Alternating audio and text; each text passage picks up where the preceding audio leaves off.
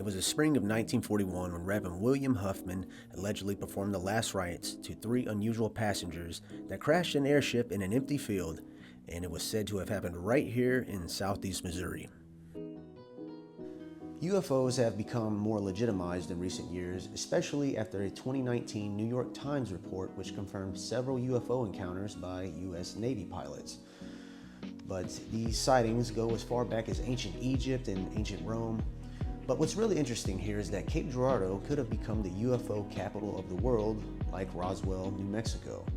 This is the 1941 UFO crash in Cape Girardeau, before and after.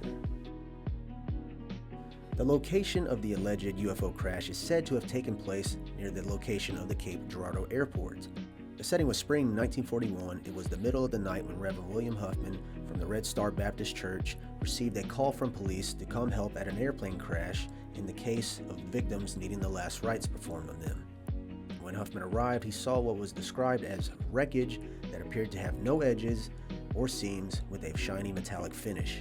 As for the victims, there were three small bodies which were about 4 feet tall with long fingers.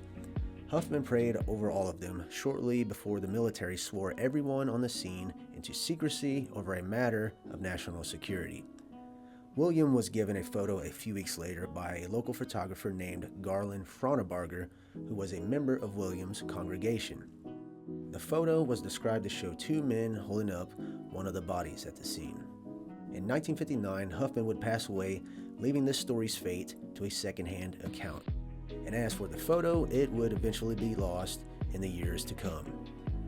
Fronabarger, the photographer, would pass away in 1992, leaving no way to confirm if this photo actually existed. He worked 59 years for the Southeast Missourian newspaper and is in the Missouri Photojournalism Hall of Fame. I reached out to one of his former colleagues, Fred Lynch, who began working at the Southeast Missourian in 1975. Fred worked photography alongside Fronabarger and would develop his film from time to time. When asked if he ever talked about the UFO story, Fred told me, quote, "He never talked about it, but I didn't know about it to ask him. He likely was the photographer that people knew of as he was out and about in the community." Fred also said, quote, "Franny had connections, so it is possible he was called to document the scene if it happened. It was not part of the trove of negatives he gave the newspaper when he retired." End quote. As for the UFO story, it comes from his granddaughter, Charlotte Mann, who was given this information on her grandmother's deathbed in 1984, although she had claimed to see that photograph several times as a kid. Her account would be published by Leonard Stringfield in 1991, which brought the story to the general public. According to a 2021 KFBS 12 report, the FBI and Air Force were unable to verify this incident occurred, but it has somehow become a widely reported event. It does seem that the only thing that can actually be verified, though, is that the names in this story did in fact exist. This also comes around the time that the New York Times put out their own article about U.S. Navy pilots' interactions with UFOs, followed by the Pentagon coming forward with their own 9-page report. So in conclusion, strange sightings have been documented as far back as 3,000 years ago, many of which were reported in ancient Rome and ancient Egypt. In the spring of 1941, the mysterious UFO crash in Cape Girardeau allegedly takes place. A few weeks later, William Huffman receives a photo from Southeast Missourian photographer Garland Fronabarger. Fast forward some years, and the Roswell story is told around the world.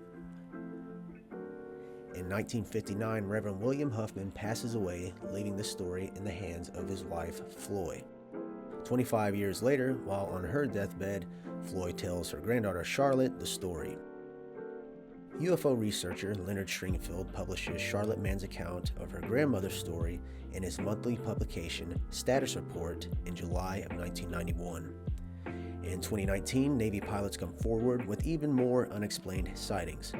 2 years later, the Pentagon releases their own report that told of 144 sightings, where one of those happened to be a balloon.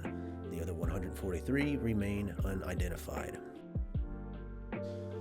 Maybe it's not that UFO encounters are becoming more frequent, it's that they've been here all along, but nowadays we have smartphones and cameras everywhere. With organizations like the Pentagon confirming these strange sightings, there's a new interest and fear into the idea of extraterrestrial life and foreign military technology. As for the crash in Cape Girardeau, maybe someday there will be some sort of evidence that will come confirm Charlotte Mann's story told by her grandmother. As for now, this has been the 1941 crash in Cape Girardeau, before and after.